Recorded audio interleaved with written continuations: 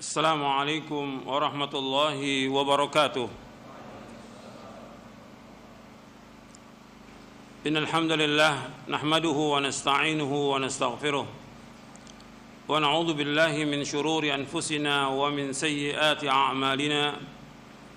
من يهده الله فلا مضل له ومن يضلل فلا هادي له. أشهد أن لا إله إلا الله وحده لا شريك له وأشهد أن محمدًا عبده ورسوله. يا أيها الذين آمنوا اتقوا الله حق تقاته ولا تموتن إلا وأنتم مسلمون. يا أيها الناس اتقوا ربكم الذي خلقكم من نفس واحدة وخلق منها زوجها وبث منهما رجالا كثيرا ونساء واتقوا الله الذي تساءلون به والأرحام إن الله كان عليكم رقيبا. يا أيها الذين آمنوا اتقوا الله وقولوا قولا سديدا يصلح لكم أعمالكم ويغفر لكم ذنوبكم ومن يطع الله ورسوله فقد فاز فوزا عظيما.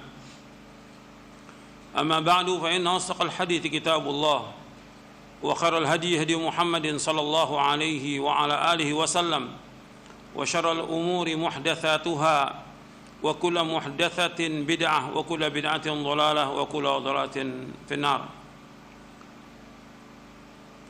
Kepada kaum muslimin dan muslimat yang mudah-mudahan dirahmati oleh Allah SWT, alhamdulillah kita bersyukur kepada Allah Subhanahu wa taala atas segala nikmat yang Allah karuniakan kepada kita, nikmat Islam, nikmat iman, nikmat sehat, nikmat afiat, nikmat dijauhkan oleh Allah dari berbagai macam malapetaka. Kita bersyukur kepada Allah atas semua nikmat, dan nikmat yang Allah berikan kepada kita sangat banyak dan tidak akan dapat kita hitung. Yang paling besar dari nikmat itu diberikan hidayah di atas Islam dan sunnah. Ini yang harus selalu kita ingat agar kita berpegang teguh kepada Al-Quran wa sunnah ala fahmi salaf. Kita harus berpegang teguh kepada Al-Quran wa sunnah ala fahmi salaf. Kita berjalan di atas naungan Al-Quran wa sunnah, berjalan di atas hidayah Al-Quran dan sunnah, dan juga cahaya Al-Quran wa sunnah ala fahmi salaf. Yang ini wajib kita pegang dan terus berjalan di atas jalan ini. Ikhwani fiddin, a'azakumullah. Pada bulan yang lalu kita membahas tentang Al-Qadha wal Qadar, dan sudah selesai kita bahas tentang Al-Qadha wal Qadar. Dan saya tutup dengan satu hadis Nabi SAW yang sudah antum catat dengan fawaidnya. Al-mu'minul qawiyyu khairun wa ahabbu ilallahi minal mu'minid dha'if wa fi kullin khairun ihris ala ma yanfa'uka wasta'in billah wa la ta'jaz, sampai akhir hadis. Itu sudah kita bahas. Yang kita akan bahas dalam kesempatan ini tentang manfaat atau buah dari iman kepada al-qada wal qadar. Arti thamaratul iman bil qada wal qadar. Saya mengambil tentang thamaratul iman bil qada wal qadar ini dari kitab Al-Iman bil Qada wal Qadar yang ditulis oleh Syekh Muhammad bin Ibrahim Al-Hamd, yang dikasih takdim oleh Syekh Abdul Aziz bin Abdullah bin Baz rahimahullah. Jadi apa manfaat dari kita mengkaji tentang Al-Qada wal Qadar? Karena manfaatnya besar dan banyak sekali manfaatnya. Antum catat. Yang pertama yaitu ada'u ibadatillahi azza wa jal. Ada'u ibadatillahi azza wa jal, artinya menunaikan ibadah kepada Allah azza wa jal. Arti dengan adanya al-qada wal qadar ini, kita menunaikan ibadah kepada Allah dengan melaksanakan ibadah kepada Allah, mentauhidkan Allah, menjauhkan segala macam perbuatan syirik. Kita melaksanakan perintah-perintah Allah, menjauhkan larangannya. Seperti yang sudah saya jelaskan ketika kita membahas tentang al-qada wal qadar, kewajiban kita yang pertama mengimani, yang kedua apa? Mengamalkan. Kewajiban kita yang pertama mengimani, yang kedua mengamalkan. Itu yang sudah kita bahas. Ketika disebutkan untuk mengamalkan, yang pertama kali mengamalkan tentang tauhid kepada Allah SWT, meyakini bahwa semua sudah ditakdirkan oleh Allah SWT. Kewajiban kita sebagai seorang hamba ibadah, karena Allah menciptakan kita untuk apa? Ibadah. Wa ma khalaqtul jinna wal insa illa liya'budun. Tidak aku ciptakan jin dan manusia melainkan untuk beribadah kepadaku. Kita diperintahkan oleh Allah untuk ibadah. Laksanakan ibadah itu sesuai dengan syariat. Kita wajib mengikhlaskan ibadah kepada Allah, menjauhkan segala macam perbuatan syirik. Dan nanti seluruh ibadah itu mengharap hanya kepada Allah, tawakal kepada Allah, takut kepada Allah, cinta kepada Allah. Seluruh bentuk ibadah kita lakukan dan kita tujukan hanya kepada Allah SWT. Termasuk juga kita berdoa. Kalau sudah tetapkan tentang qada wal qadar, ya doa tetap jalan, ibadah tetap jalan. Tidak bersandar kepada semuanya, tapi tetap kewajiban kita melaksanakan ibadah kepada Allah. Sebab ad-du'a huwal ibadah, kata Rasulullah SAW. Rasulullah bersabda, ad-du'a huwal ibadah. Doa itulah ibadah. Kemudian yang kedua al-khalas minasyirik. Artinya kita dengan mengimani al-qada wal qadar, kita akan terbebas dari kesyirikan. Ini masih kaitan dengan yang pertama. Kita menetapkan bahwa yang berkuasa hanya Allah, hanya satu ilah yang menetapkan semua ini, itu Allah. Yang menciptakan seluruh makhluk ini Allah. Yang menetapkan semua takdir ini Allah. Allah yang menciptakan, Allah yang memberikan rezeki, Allah yang mengatur alam semesta, Allah yang menghidupkan, mematikan, dan segala macam juga. Semuanya Allah yang mengatur semua alam semesta ini, hanya Allah Taala. Dan manusia akan kembalikan kepada Allah Taala. Kalau memang Allah satu-satunya yang punya kehendak, yang menetapkan, yang menentukan, yang mengatur dan segalanya, maka kita wajib beribadah hanya kepada Allah saja. Tidak boleh kita berbuat syirik. Kalau seorang sudah mengetahui itu semuanya, dia akan bergantung hidupnya hanya kepada Allah. Dia berdoa hanya kepada Allah, dia meminta hanya kepada Allah, dia minta tolong kepada Allah. Ketika mengalami kesulitan, dia hanya mengharap hanya kepada Allah. Semuanya kembali kepada Allah.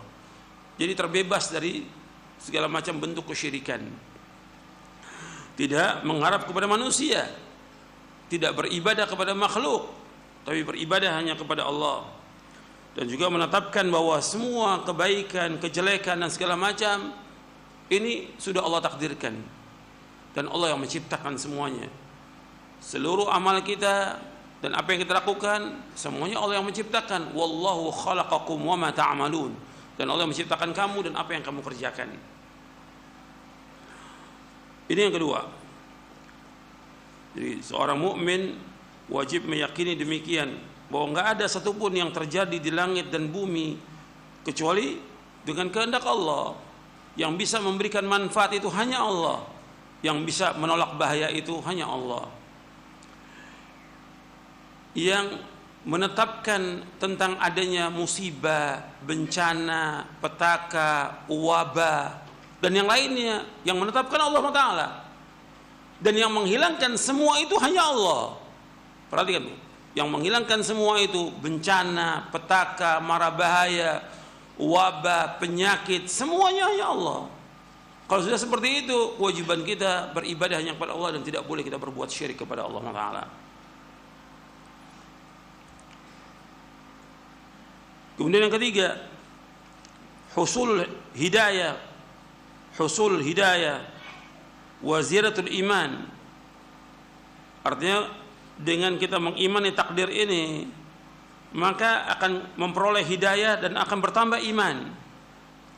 Kalau betul-betul kita mengimani tentang takdir seperti yang sudah kita bahas, dengan tingkatannya, al-ilmu, al-kitabah, al-masyiah, al-khalq, 4 tingkatan itu dengan dalil-dalilnya kita meyakini dan kita mengamalkan, maka akan bertambah iman kita, akan diberikan hidayah oleh Allah Subhanahu wa taala. Allah berfirman dalam surah Muhammad ayat 17, "Walladzina ihtadaw zadahum huda wa atahum taqwahum." Dan orang-orang yang mendapatkan hidayah, maka Allah tambah kepada mereka hidayah dan Allah berikan kepada mereka ketakwaannya. Dalam surah Muhammad ayat 17. Dalam surah Muhammad ayat 17, "Walladzina ihtadaw zadahum huda wa atahum taqwahum." Dan orang-orang dapat petunjuk, kami tambah kepada mereka petunjuk dan kami akan berikan kepada mereka ketakwaan mereka. Jadi kalau kita mengimani semua itu akan ditambah hidayah oleh Allah Taala. Begitu juga Allah berfirman dalam surah At-Taghabun ayat 11, "Ma asaba min musibatin illa biidznillah wa man yu'min billahi yahdi qalbah wallahu bikulli syai'in alim." Tidaklah menimpa sesuatu, artinya tidaklah terjadi musibah melainkan dengan izin Allah. Barang siapa yang mengimani, beriman kepada Allah, maka Allah akan tunjuki hatinya. Tidaklah terjadi musibah melainkan dengan izin Allah. Dan barang siapa yang beriman kepada Allah, Allah akan tunjuki hatinya. Dijelaskan oleh Al-Qamah rahimahullah tentang ayat ini, "Huwa ar-rajulu tusibuhul musibatu faya'lama anna min kibarillahi ta'ala fayusallim wa yarda." Kata Al-Qamah rahimahullah tentang ayat ini, surah At-Taghabun ayat 11, yaitu seorang yang ditimpa musibah dan dia mengetahui bahwa musibah ini datangnya dari Allah, dia taslim, artinya dia menerima dan dia redha, dia terima, dia redha, maka Allah akan tunjuki dia hatinya. Makanya kita harus meyakini bahwa semua bencana, semua musibah ini semua berjalan dengan izin Allah. Enggak mungkin ada sesuatu yang terjadi di langit, di bumi yang tidak dikehendaki Allah, tidak mungkin. Semua berjalan dengan kehendak Allah, semua berjalan dengan izin Allah SWT. Kita wajib mengimani. Maka ketika mengimani demikian, maka Allah akan memberikan hidayah kepada kita. Jadi antum perhatikan di sini bahwa dengan kita mengimani qada dan qadar ini, maka akan ditambah hidayah oleh Allah Taala. Akan tambah hidayah. Dan bertambah iman kita kepada Allah Subhanahu wa taala. Yang keempat, al-ikhlas.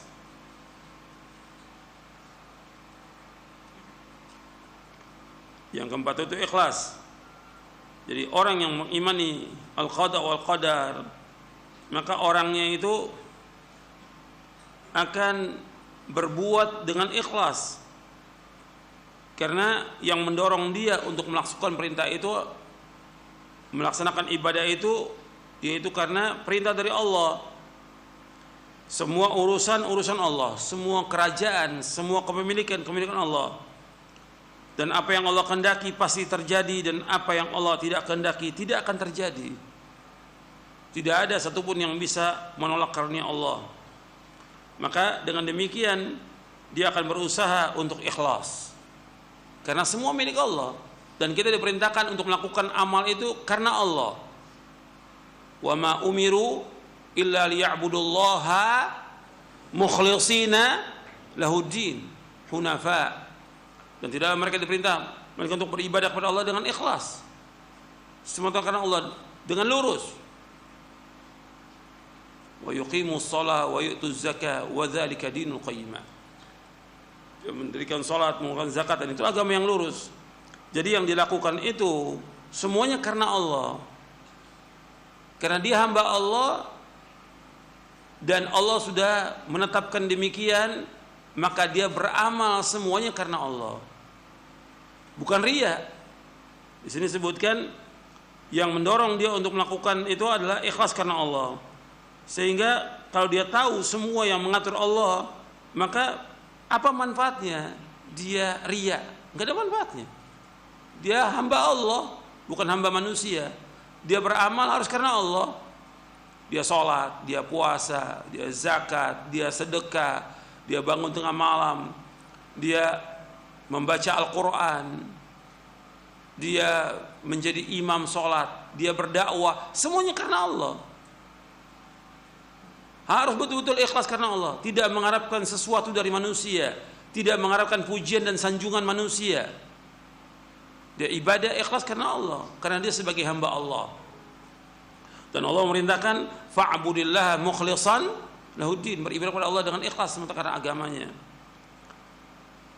Jadi dia justru akan lari dari pujian dan sanjungan manusia.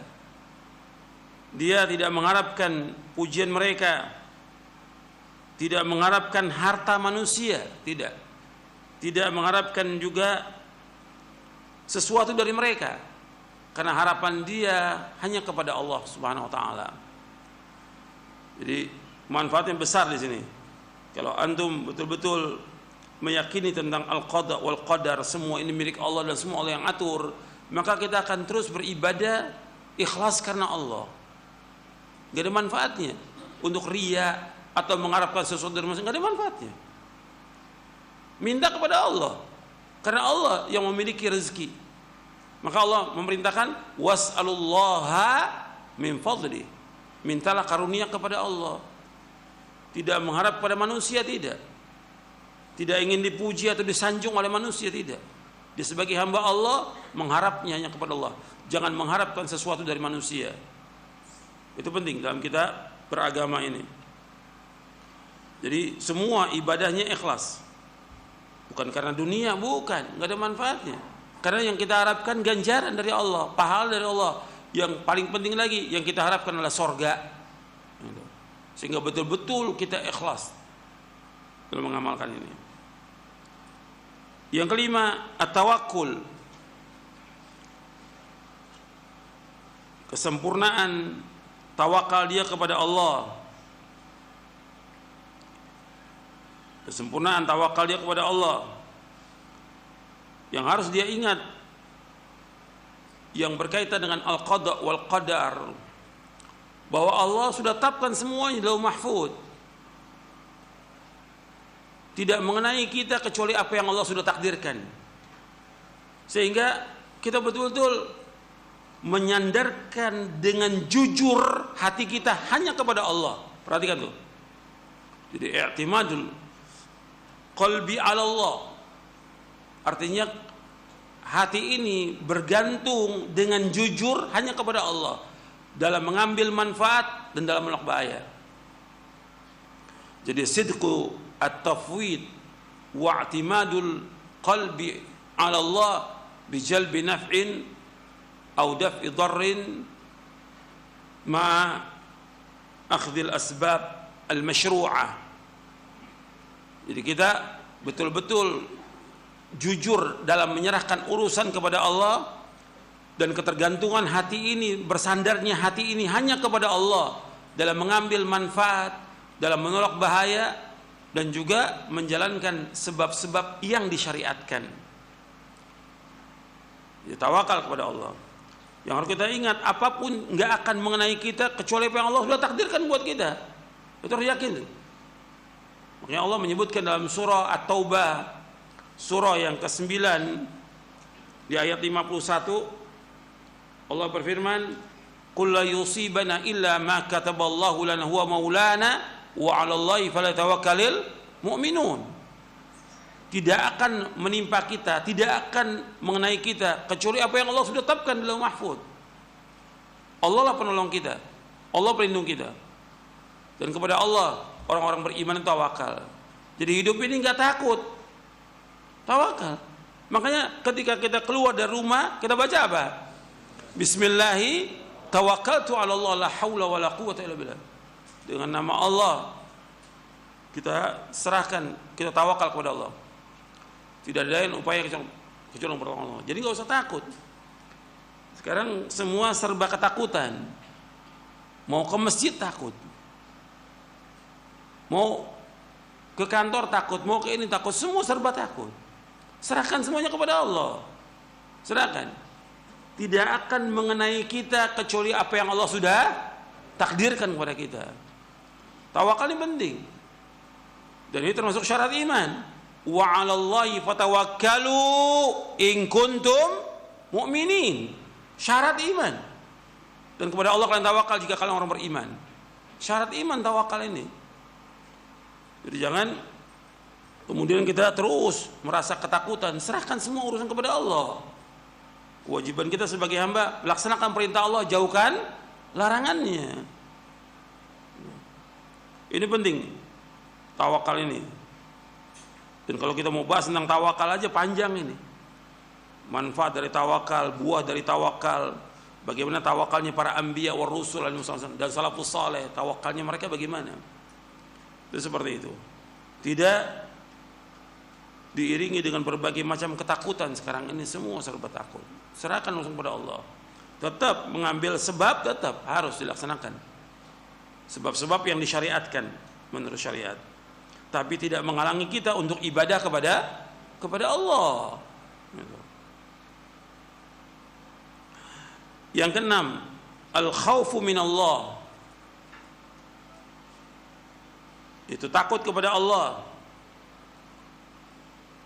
Jadi orang yang beriman, kalau dia meyakini tentang al-qada wal qadar itu, semua Allah yang atur, Allah yang tetapkan, maka dia akan selalu berada dalam ketakutan kepada Allah. Ingat, takut kepada Allah, al-khauf minallah, takut kepada Allah. Bukan takut kepada wabah, bukan takut kepada yang lain, tapi takut kepada Allah. Takut kita bertambah kepada Allah Ta'ala. Dan juga dia takut dengan dosa-dosa yang dilakukan. Takut kepada azab Allah. Takut dia kepada Allah. Orang beriman seperti itu. Dan takut juga dia menyimpang hatinya dari kebenaran. Ini perhatikan, ini yang paling besar ini. Dia takut kalau dia orang beriman kemudian menyimpang. Tadinya dia sudah di atas hidayah, di atas cahaya, di atas Quran, di atas sunnah dia berjalan. Kemudian karena cobaan, ujian, musibah, menyimpang dia dari kebenaran. Ini yang berbahaya. Ini berbahaya. Dia takut itu kalau sampai hatinya menyimpang dari kebenaran. Makanya doa yang Nabi terus berdoa kepada Allah, ya muqallibal qulub, tsabit qalbi ala dinik. Ya Allah yang membolak-balikan hati, tetapkan hatiku atas agamamu. Terus. Karena bukan mustahil orang yang tadi beramal soleh diakhiri kehidupannya dengan su'ul khatimah. Bukan mustahil. Ada orang-orang yang dia beramal tapi kemudian ya karena cobaan, ujian, musibah menyimpang dari kebenaran. Dia suudzon kepada Allah atau yang lainnya sehingga dia mati dalam keadaan su'ul khatimah. Dan Nabi menyebutkan demikian sallallahu alaihi wasallam. Makanya itu perhatikan, kita wajib berhati-hati. Maka dalam hadis yang sahih yang diriwayatkan oleh Imam Bukhari, innal abda la ya'malu amala ahli an-nar wa innahu min ahli al-jannah wa ya'malu amala ahli al-jannah fa innahu min ahli an-nar wa innamal a'malu bil khawatim. Kata Nabi SAW, sesungguhnya seorang hamba beramal dengan amal ahli neraka dan sesungguhnya dia termasuk ahli sorga. Dan ada orang yang beramal dengan ahli sorga dan dia termasuk ahli neraka. Sesungguhnya amal itu tergantung pada akhirnya. Tergantung kepada akhirnya. Dan ini sudah kita pernah bahas ketika kita membahas syarah akidah, meskipun waktu itu belum masuk babnya. Saya jelaskan tentang al-wa'du wal wa'id, tentang janji-janji dan ancaman. Ini sebab ada orang yang dia beramal dengan amal-amal tapi amalnya dia tidak ikhlas karena Allah. Dia seperti tampaknya amalnya ahli sorga, tampaknya. dilihat oleh manusia, tapi hatinya dia nggak ikhlas, dia ria, sehingga dengan itu dia masuk neraka. Antum lihat di Syarah Akidah Ahlussunnah wal Jamaah, ini sudah pernah kita bahas meskipun belum masuk babnya. Antum lihat di halaman 390, poin yang ke-46, al-wa'du wal wa'id. Rasulullah sallallahu alaihi wasallam bersabda, "Inna rajula la ya'malu amala ahli jannah fima yabdu lin-nas wa huwa min ahli an-nar, wa inna rajula la ya'malu amala ahli an-nar fima yabdu lin-nas wa huwa min ahli jannah." Sesungguhnya seorang mengamalkan amal ahli surga menurut apa yang tampak bagi manusia padahal ia termasuk ahli neraka. Dan seorang mengamalkan amal ahli neraka menurut apa yang tampak bagi manusia padahal dia termasuk ahli surga. Hadis ini sahih, diriwayatkan oleh Imam Bukhari, Muslim. Diriwayatkan oleh Imam Bukhari, Muslim dari sahabat Sahal bin Sa'ad As-Sa'idi. Jadi dia beramal dengan ahli surga yang tampak bagi manusia. Betul, dia sholat, dia puasa, dia sholat malam, tapi hatinya nggak ikhlas, dia ria, atau dia mengharapkan sesuatu dari manusia, maka dia termasuk ahli neraka. Tapi ada orang yang beramal dengan amal ahli neraka, seperti orang kafir, dia beramal ahli neraka seperti orang kafir, tapi di akhir hayatnya dia masuk Islam. Atau orang yang berbuat dosa dan maksiat, kemudian di akhir hayatnya dia taubat, diberikan hidayah Allah, dia taubat kepada Allah, maka dia termasuk ahli surga. Ini udah ketentuan syariat yang wajib kita mengimaninya, wajib mengimani. Dan Nabi juga bersabda dalam riwayat Bukhari, innamal a'malu bil khawatim, sesungguhnya amal itu tergantung daripada akhirnya. Makanya kita harus takut kepada Allah, takut kepada Allah SWT, takut kepada azabnya, takut kepada siksanya, takut kita ini menyimpang dari kebenaran. Jadi jangan menganggap ringan antum. Antum perhatikan ini. Kalau antum sudah datang dalil dari Al-Quran wa sunnah ala fahmis salaf, antum berpegang dengan dalil. Landasan kita dalam hidup ini, dalam kita berpijak, itu dalil. Berpegang dengan dalil.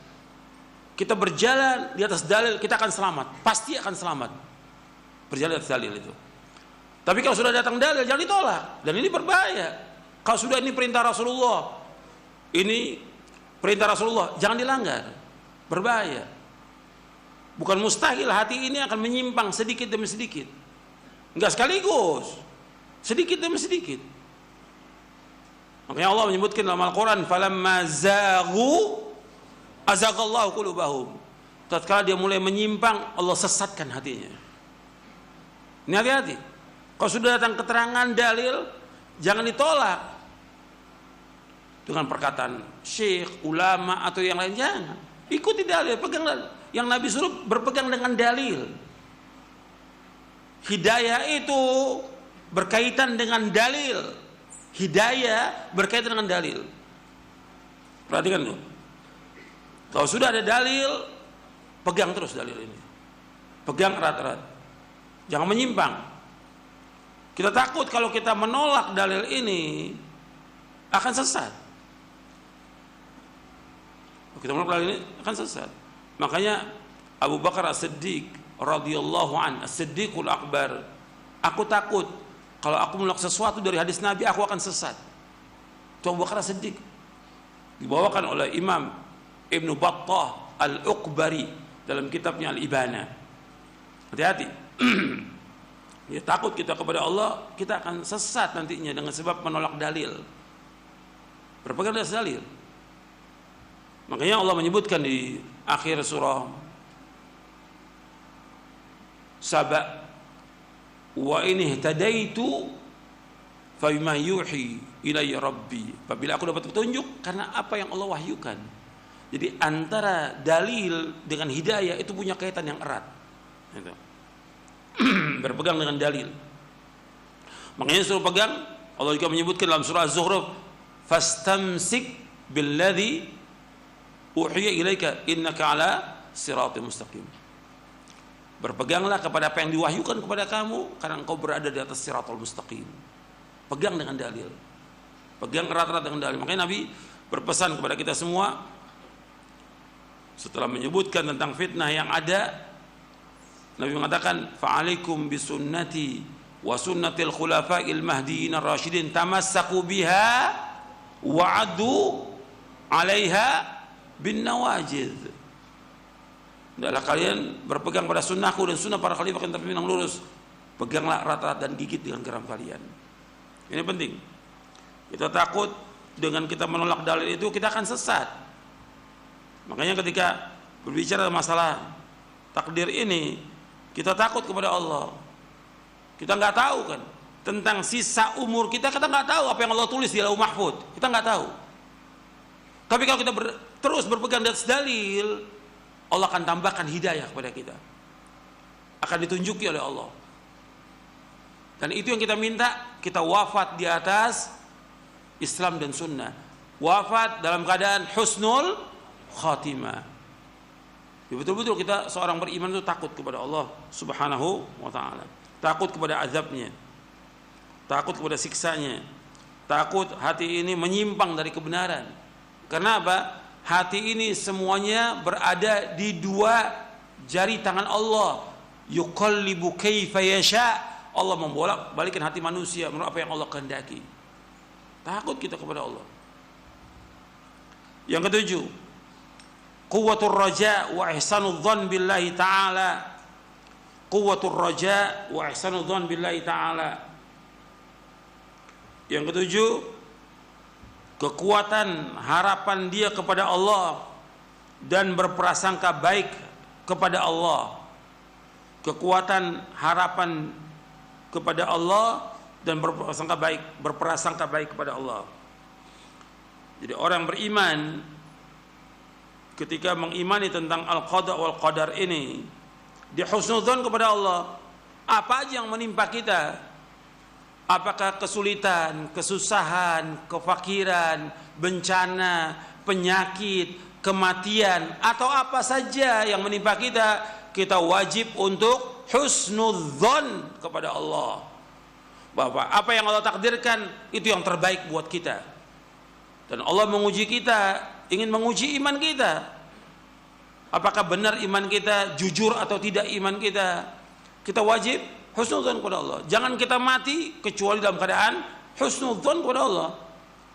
La yamutanna ahadukum illa wa huwa yuhsinudzon billahi ta'ala.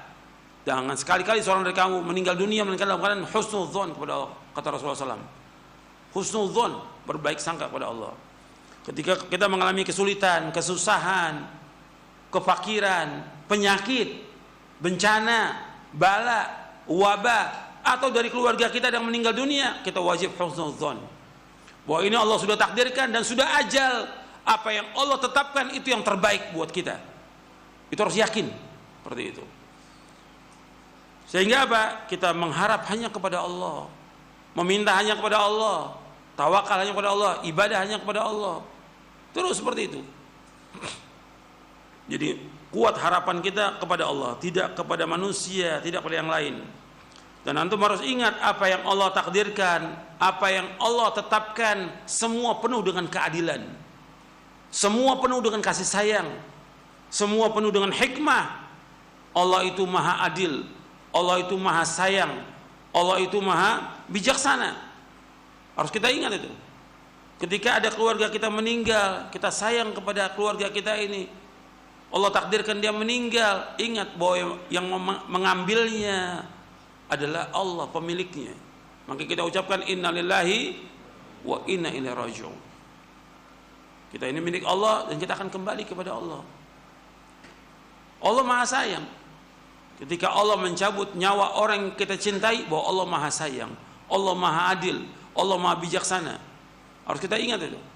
Sehingga kita husnudzon kepada Allah Subhanahu wa ta'ala. Kalau orang itu dia mengimani tentang al-qada wal qadar, tenang dia hidupnya. Tenang. Antum kan pernah saya jelaskan tentang kisahnya Ummu Sulaim.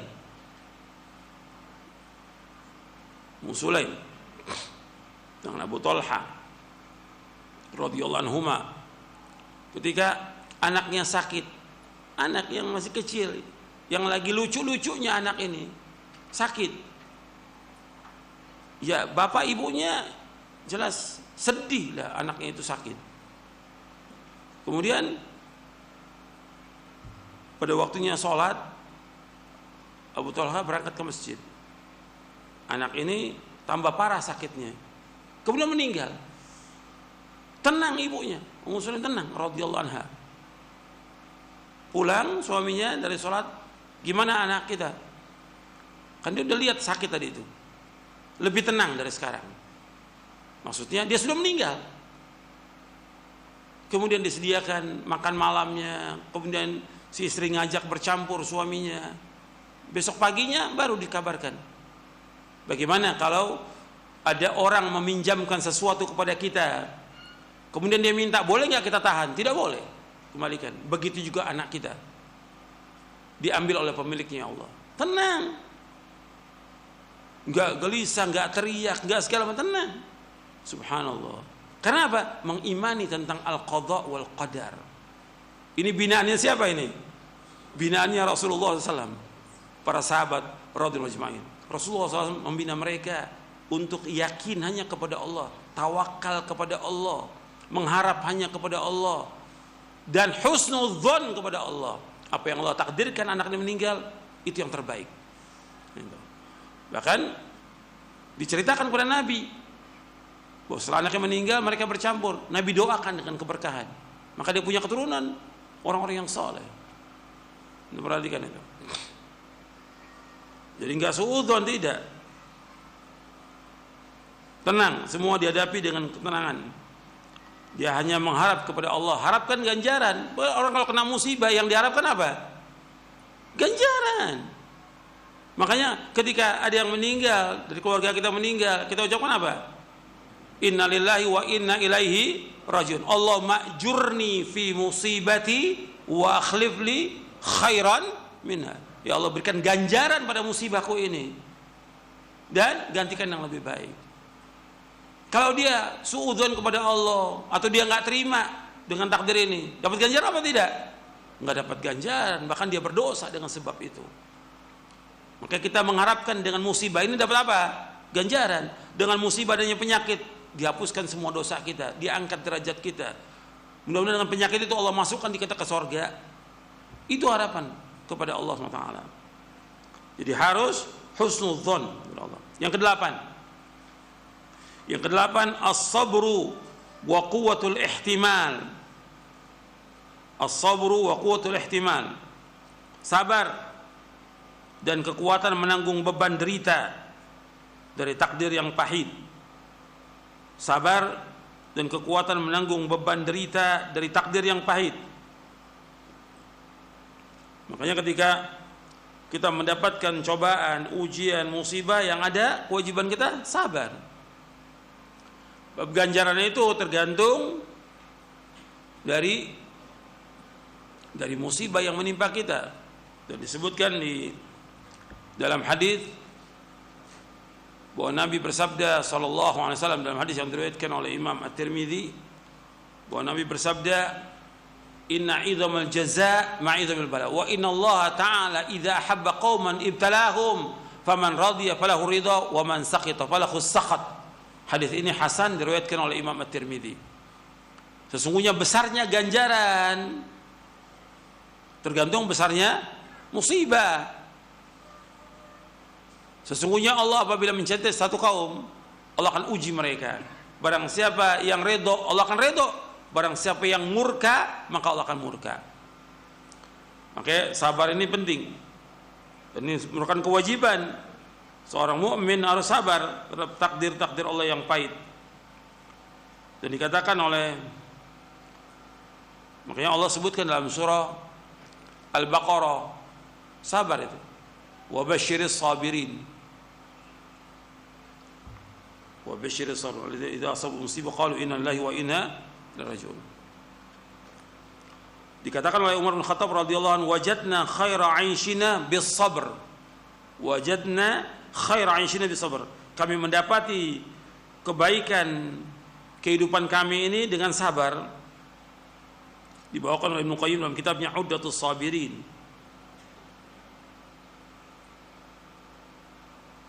Dikatakan juga oleh Ali bin Abi Thalib radhiyallahu an, as-sabru matiyatun la takbu. As-sabru matiyatun la takbu. Artinya sabar itu merupakan kendaraan yang tidak akan terjatuh. Arti manfaat sabar itu. Dan kita diperintahkan untuk sabar ketika menghadapi cobaan, ujian, musibah, tidak gelisah, tidak berkeluh kesah, tidak menceritakan cobaan kita, ujian kita kepada orang lain. Adukan itu semuanya kepada siapa? Kepada Allah. Ini kurang makanan, cerita pada orang. Ini nggak sabar. Sakit, cerita pada orang. Semuanya. Bukan hanya seperti itu, bahkan minta-minta pada manusia. Nggak boleh, hukumnya haram. Antum ingat, Nabi pertama kali mengambil perjanjian dengan para sahabat yang masuk Islam. Apa perjanjiannya? Di samping mentauhidkan Allah, tidak boleh berbuat syirik, nggak boleh berbuat maksiat.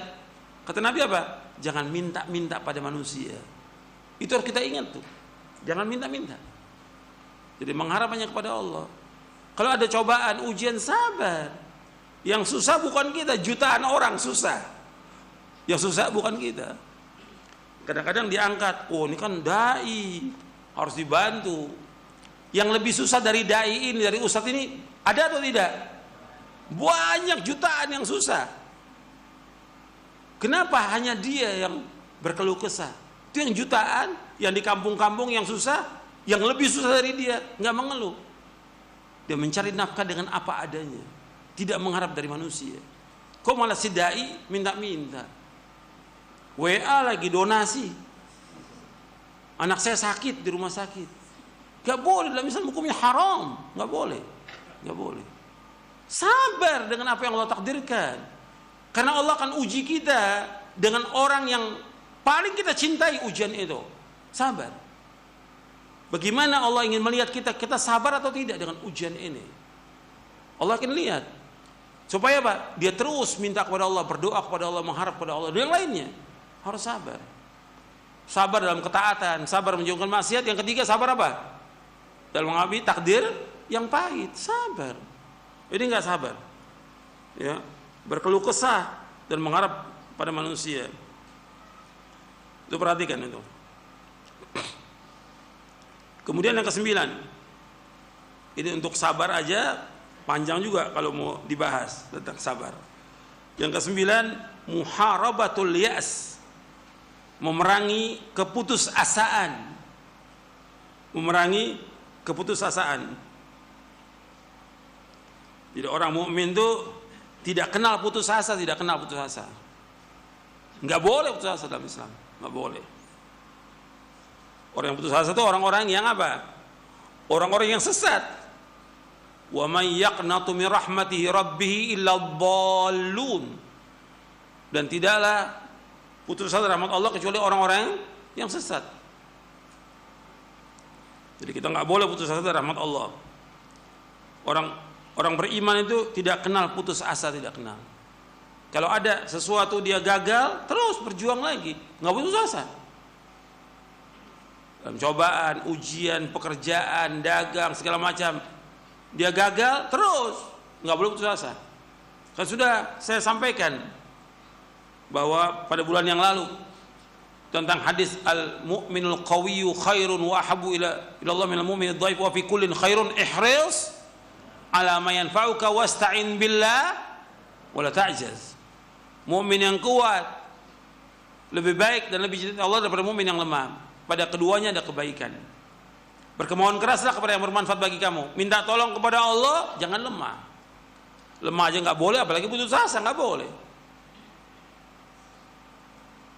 Allah menyebutkan orang yang putus asa orang-orang kafir. Asmin rauhillah ilal qaumul kafirun dalam surah Yusuf. Tidak putus asa dari rahmat Allah kecuali orang-orang kafir. Jadi nggak boleh itu. Orang beriman harus dia memerangi keputusasaan dengan dia mengimani takdir Allah, nggak boleh putus asa. terus mengharapkan rahmat Allah Subhanahu wa taala. Yang ke-10, ar-ridha. Yang ke-10, ridha. Jadi orang mukmin yang mengimani qada dan qadar itu, dia akan ridha terhadap apa yang Allah sudah takdirkan.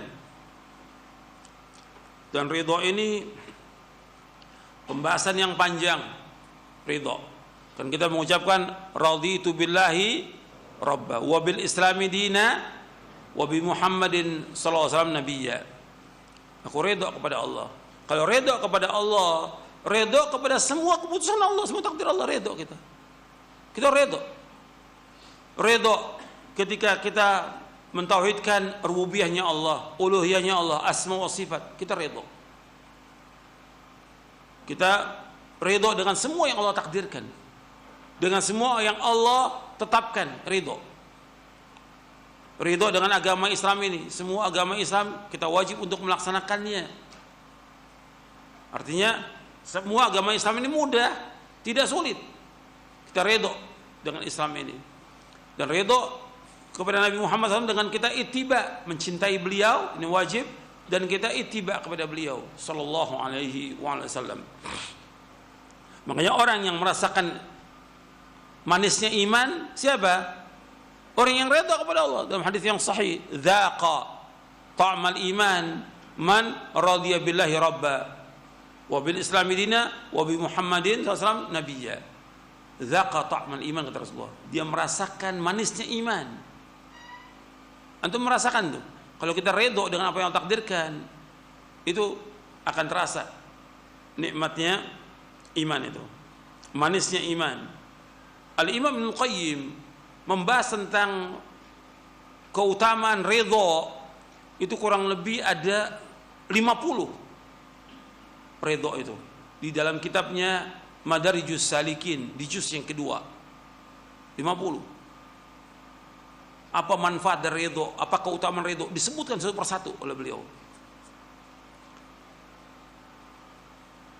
Makanya disebutkan dalam kitab Madarijus Salikin, saya bacakan sebagiannya aja.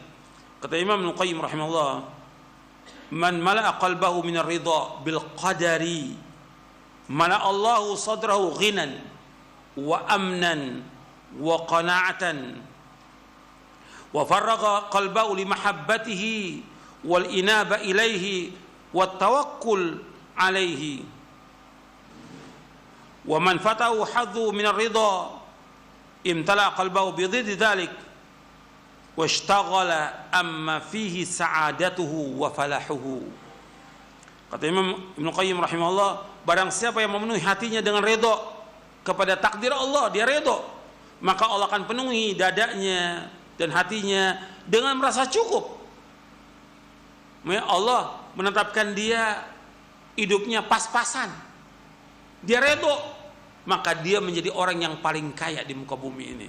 Kata Nabi apa? Warda bima qasamallahu laka takun aghnan nas. Redholah dengan apa yang Allah berikan kepada kamu, kamu jadi orang yang paling kaya di muka bumi. Kita punya beras cuma 1 gelas. Cuma 1 gelas. Kita bisa masak hari itu untuk makan dengan istri sama anak, cukup. Kita redho, maka Allah akan penuhi hati kita dengan kecukupan. Makanya Nabi bersabda, qad aflaha man aslama wa ruziqa kafafan wa qanna'ahu Allah bima ata. Kata Nabi SAW, sungguh berbahagia siapa orang Islam. Qad aflaha man aslama wa ruziqa, dia diberikan rezeki cukup, pas-pasan, dan dia qanaah dengan apa yang Allah berikan.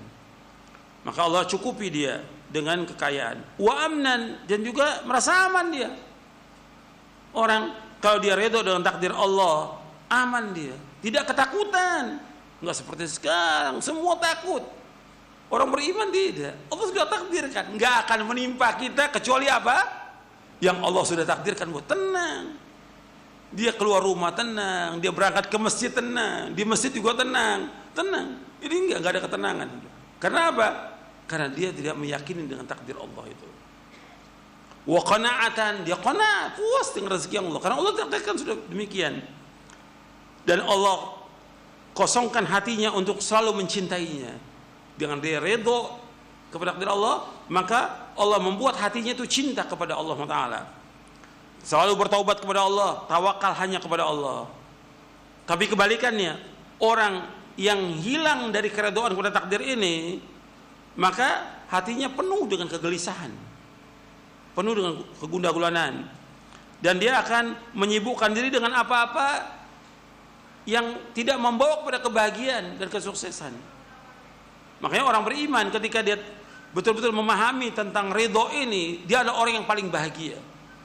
Kuncinya di situ. Makanya para ulama menyebutkan kalau orang ingin bahagia hidupnya, ridho dengan apa yang Allah takdirkan, dia orang yang paling bahagia di hidupnya. Ridho. Apa yang Allah takdirkan buat dia ridho. Maka orang yang paling bahagia dia. Dia dikasih oleh Allah cobaan, penyakit, dia ridho. Artinya memang cobaan ini, musibah ini mau ditolak dengan apa lagi? Dia ikhtiar, tetap ikhtiar, tapi dia ridho dengan takdir Allah, gitu. Bukan ridho dengan penyakitnya, tapi dia ridho dengan apa yang takdirkan. Dia tidak, bukan berarti dia ridho dengan penyakitnya, bukan, tapi dia ridho dengan apa yang Allah takdirkan. Ini Allah sudah takdirkan, tapi dia wajib apa? Untuk ikhtiar, dia berdoa kepada Allah agar diangkat penyakitnya. Bukan dia ridho, dia biarkan penyakit, tidak, tapi dia ada mengambil akhdul asbab. Bagaimana supaya dia sembuh? Itu orang beriman seperti itu. Kalau orang itu ridho dengan apa yang Allah takdirkan, maka dia orang yang paling tenang, paling bahagia di muka bumi ini.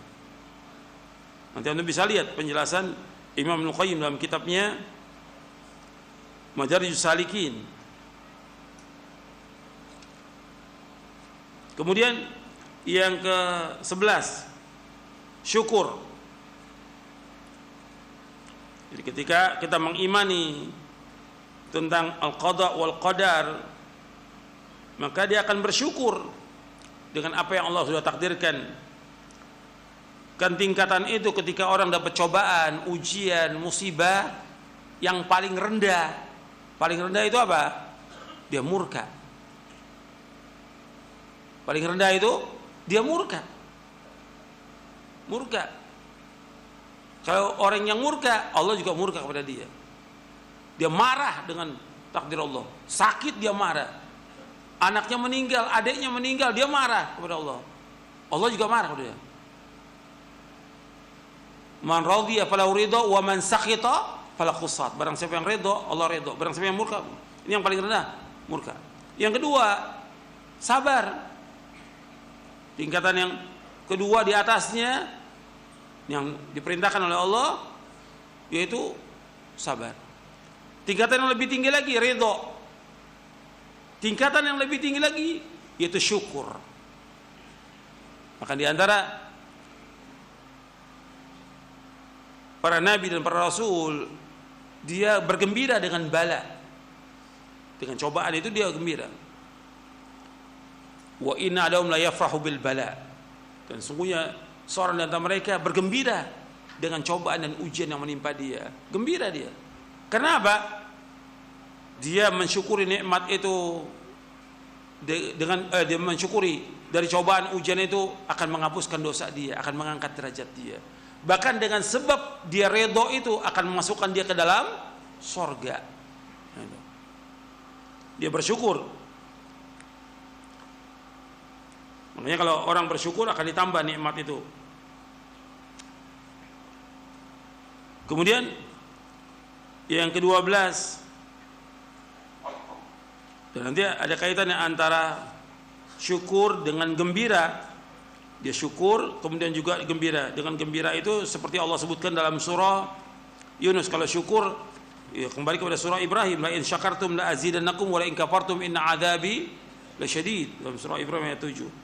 Kalau tentang gembira itu Allah sebutkan dalam surah Yunus ayat 58. Ini kaitannya poin yang ke-11 antara syukur dengan gembira. Qul bi fadlillahi wa bi rahmatihi fa bidzalika falyafrahu huwa khairu mimma yajma'un. Katakanlah dengan karunia Allah dan rahmatnya, maka dengan demikian kalian bergembira. Itu lebih baik dari apa yang mereka kumpulkan. Jadi seorang mukmin, dia dengan apa yang Allah sudah takdirkan, dia gembira, sehingga senang dia dengan apa yang Allah sudah tetapkan, karena akan membawa pada ganjaran pahala. Kemudian yang ke-12, tawadu. Dia akan bertambah tawadu karena dengan cobaan, ujian, musibah itu orang itu mestinya tambah tunduk, bukan tambah sombong. Ada orang-orang yang kasih cobaan, ujian, tambah sombong dia. Diingatkan, diperingatkan, tambah jauh dia. Ini orang celaka yang seperti ini. Orang beriman tambah tunduk dia.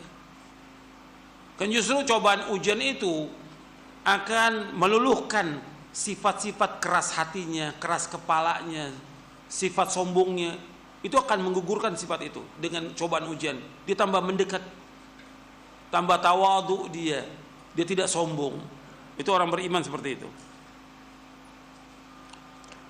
Yang ke-13, al-karam was-sakha.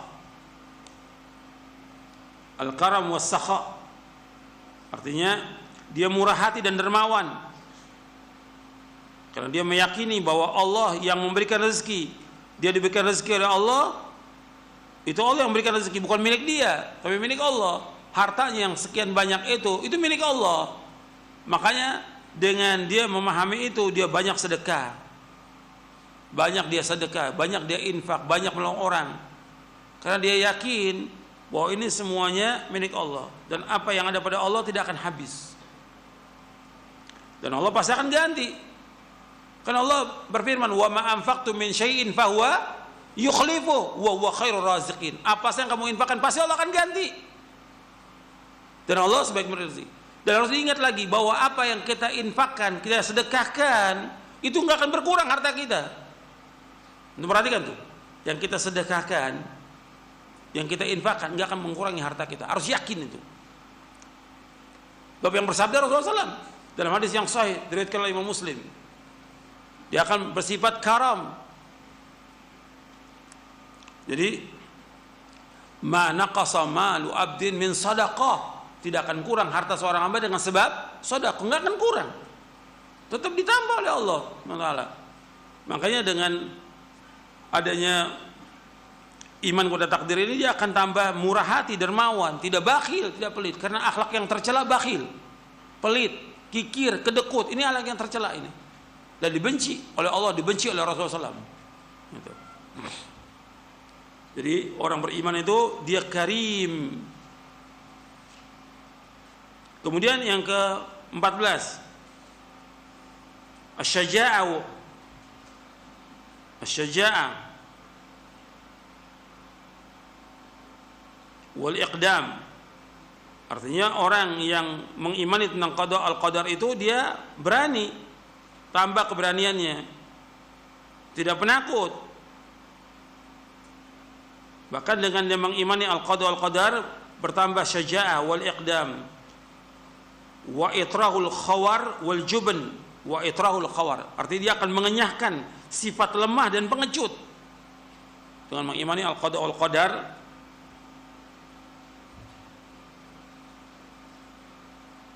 Karena orang yang mengimani qada qadar berani dia. Sekarang kan enggak. Kalau dia orang beriman mesti mengimani al-qada wal qadar.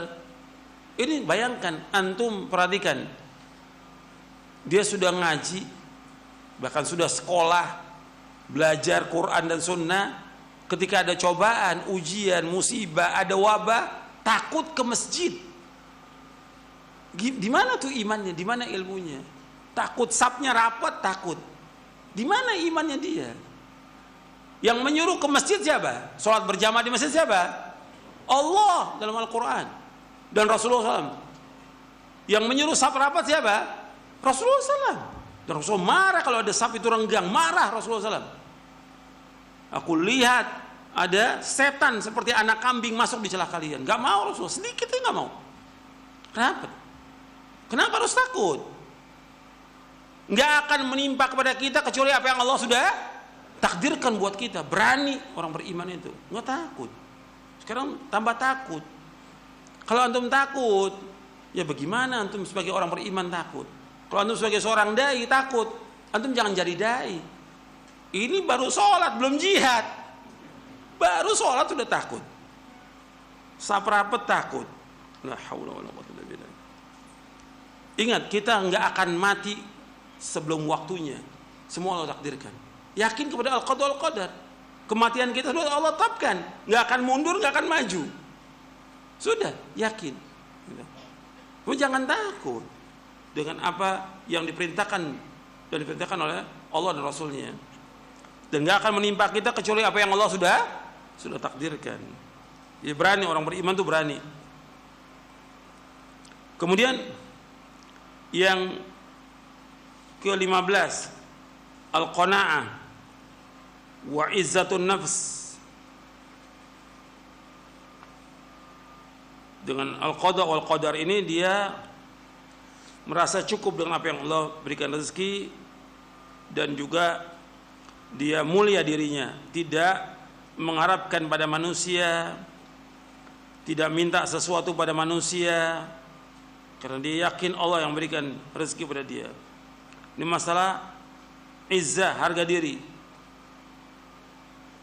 Maka dikatakan oleh para ulama, wa idza ruziqal abdu al-qana'a asyraqat alaihi syamsus sa'ada.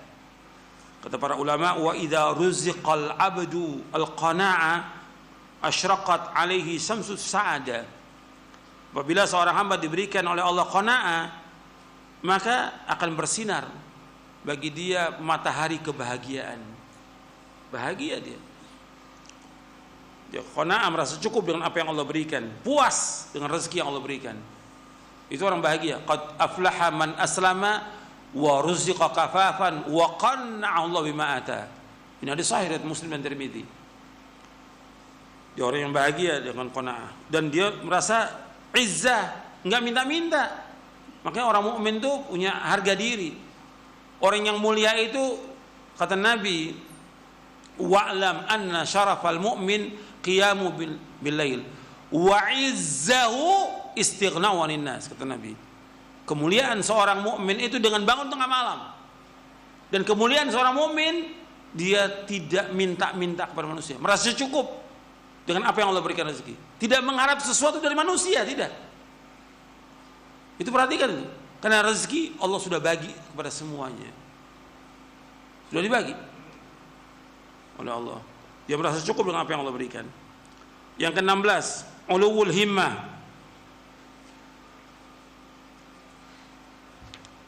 Yang ke-16, ulul himmah. Artinya cita-cita yang tinggi. Dia punya cita yang tinggi. Dengan mengimani qada dan qadar akan membawa dia untuk mempunyai cita yang tinggi. Cita-cita yang tinggi itu bagi seorang mukmin apa? Masuk surga. Sehingga apa? Dia semangat dalam melakukan apa? Ketaatan-ketaatan, amal-amal soleh, kebajikan-kebajikan. Dia berlomba-lomba. Seperti para nabi dan para rasul alaihi wasallam, innahum kanu yusari'una fil khairat wa yad'una raghaban wa rahaba wa kanu lana khashin. Dalam surah Al-Anbiya ayat 90.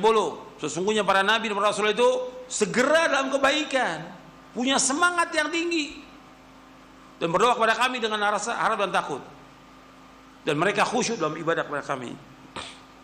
Ya, orang beriman itu dengan dia mengimani qadar, bukan tanpa malas, bukan putus asa, bukan lemah, tapi semangat dia. Ulul himmah, punya cita-cita yang tinggi orang beriman itu. Anda melihat orang-orang kafir punya cita yang tinggi, orang kafir. Untuk apa? Untuk apa? Dunia. Orang kafir itu nggak ada bagi mereka gagal, terus usaha lagi, terus sampai tercapai dunianya. Orang beriman tidak, yang diharapkan jannah, surga. Cita-cita tertinggi, puncak orang beriman surga. Makanya untuk bisa mencapai surga, melakukan amal-amal soleh dengan ikhlas dan ittiba, maka kita terus melakukan amal-amal soleh, dari mulai tauhid, sholat, berbuat baik pada orang tua, bersedekah, bangun malam, puasa, dan yang lain. Terus membaca Al-Quran, baca buku yang bermanfaat. Cita-cita tertinggi orang beriman itu, tidak lemah. Kemudian yang ke-17, as-salama minal hasad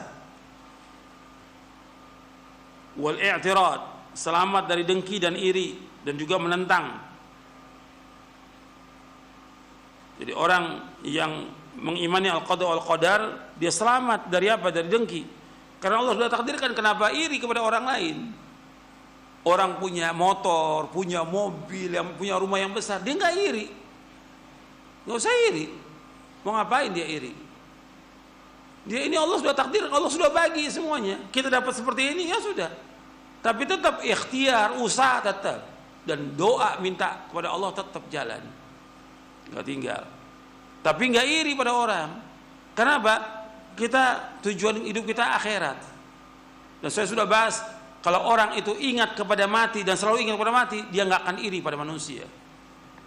Nggak akan iri. Karena Allah sudah bagi, yang memberikan kepada dia kelebihan harta, kekayaan. Siapa yang memberikan? Allah. Jangan kita iri. Maka kita minta kepada Allah. Was'alullaha min fadli. Mintalah kepada Allah.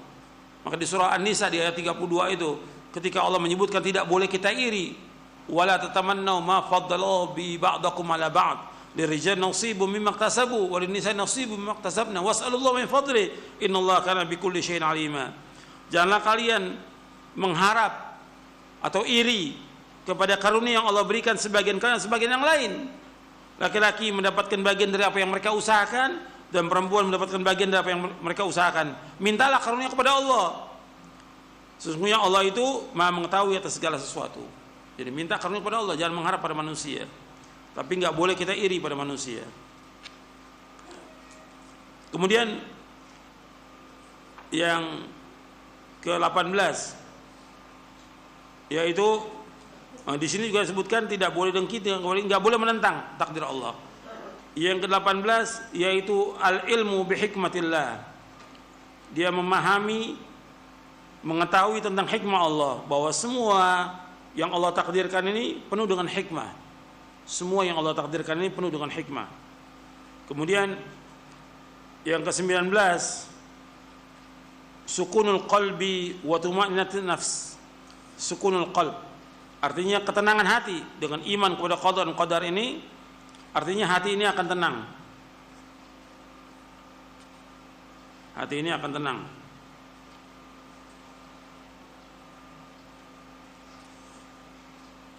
Dan tentram, jiwa kita tentram.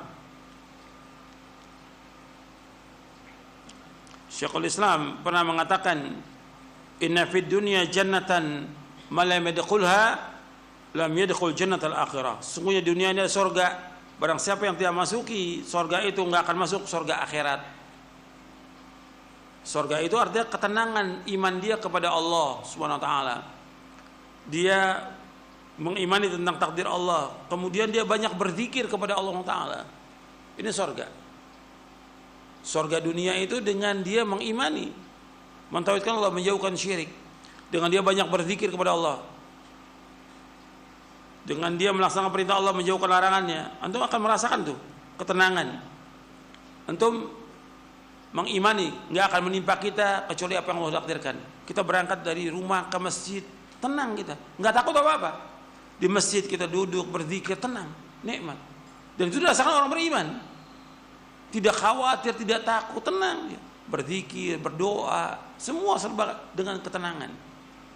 Makanya Allah menyebutkan ala bi dzikrillahi tatmainnul qulub. Kita dengan berzikir hati akan tenang. Di dunia ada surga. Barang siapa yang enggak masuk ke surga ini, dia akan masuk ke surga akhirat. Makanya Syekhul Islam Ibnu Taimiyah ini dibawakan oleh Ibnu Qayyim dalam kitabnya Al-Wabilus Shayyib ketika menceritakan tentang gurunya Syekhul Islam Ibnu Taimiyah.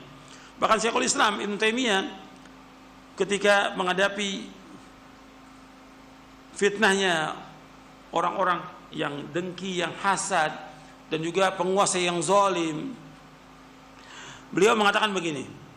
Ini ketika di penjara ini Syekhul Islam Ibnu Taimiyah rahimahullah. Kata beliau, "Ma yasna'u a'da'i bi ana jannati wa bustani fi sadri aina ruhtu fahiya ma'i la tufariquni ana habsi khalwa wa qatli syahada wa ikhraji min baladi siyaha."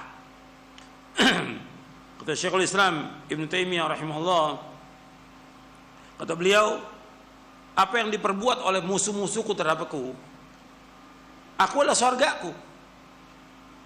Kebunku ada di dadaku ini. surgaku, kebunku, dadaku. Tenang dia. Dengan ingat kepada Allah, dengan berzikir, dengan apa yang Allah takdirkan dia tenang. Dengan ibadah kepada Allah dia tenang. Di mana saja aku pergi, maka bersama aku ketenangan, kegembiraan, ibadah, zikir bersama aku. Enggak bisa dengan aku. La tufariquni. Ana habsi khalwah. Penjara yang orang penjarakan aku khalwah. Dengan di penjara aku menyendiri untuk ibadah kepada Allah. Lebih tenang. Dia baca, nulis, zikir, lebih tenang dengan di penjara itu. Wa qatli syahadah, kalau aku dibunuh, mati syahid. Wa ikhraji min baladi siyahah, kalau aku diusir dari negeriku, ini merupakan piknik, artinya tamasya. Sebab tamasya orang beriman itu dengan apa? Jihad. Biar diusir nggak ada masalah. Itu orang yang sudah mengalami ketenangan dalam hidup ini.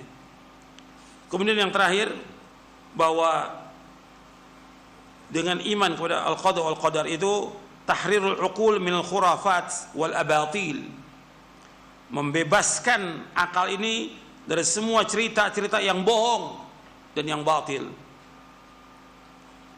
Jadi kalau kita beriman dengan al-qada wal qadar, maka akan bebas ini akal kita dari apa? Dari khurafat, dari cerita-cerita bohong. Jadi batil, dari semua kebatilan, dari dongeng-dongeng, dari tukang-tukang sihir, dukun-dukun dan segala macam. Jangan percaya tuh semuanya. Meskipun ada persatuan dukun sekarang ini, jangan percaya semuanya. Kebohongan yang ada itu. Dan orang datang ke dukun itu nggak akan diterima sholatnya selama 40 hari. Cerita yang dongeng, orang kalau lagi susah, terpojok, banyak cerita-cerita yang bohong, banyak sudah. Ini umat Islam nih lagi jaya atau lagi kondisi terburuk? Terburuk umat Islam. Kalau terburuk banyak cerita dongeng. Ada Imam Mahdi, ada ini segala macam semua cerita. Untuk apa? Memberikan semangat kepada umat Islam. Ini semua kebohongan. Kalau memberikan semangat cukup dengan Quran dan Sunnah. Menurut Muhammad Salaf, kita akan semangat. Karena Quran Sunnah itu memberikan semangat kepada kita untuk ibadah kepada Allah. Jangan cerita terdongeng, jangan dengerin gosip, jangan percaya semuanya cerita bohong. Kita mengimani dengan al-qada wal qadar. Bahkan banyak lagi cerita yang lain, bahwa orang-orang kafir sudah siap untuk membunuh umat Islam, nanti umat Islam akan begini. Jangan percaya semua cerita itu. Kalau kita beriman, kita bertakwa kepada Allah, nggak akan mengenai itu semuanya. Wa in tasbiru wa tattaqu la yadurukum kaiduhum syai'a innallaha bima ya'maluna muhit. Dalam surah Ali Imran. Kalau kalian sabar dan bertakwa kepada Allah, maka tidak akan membahayakan kalian tipu daya mereka, makar mereka, rencana mereka nggak akan membahayakan kalian. Allah itu meliputi segala sesuatu. Syaratnya apa? Sabar dan takwa kepada Allah. Itu ingat itu. Jadi jangan dengerin cerita, udah cerita bohong, banyak kan cerita bohong yang ada, cerita batil. Jadi orang beriman itu harus terbebas akalnya dari yang demikian. Saya pikir cukup sampai di sini, mudah-mudahan bermanfaat. Wassallallahu nabiyana Muhammadin sallallahu alaihi wasallam, subhanakallah wa bihamdik, asyhadu an la ilaha illa anta astaghfiruka wa atubu ilaik. Assalamualaikum warahmatullahi wabarakatuh.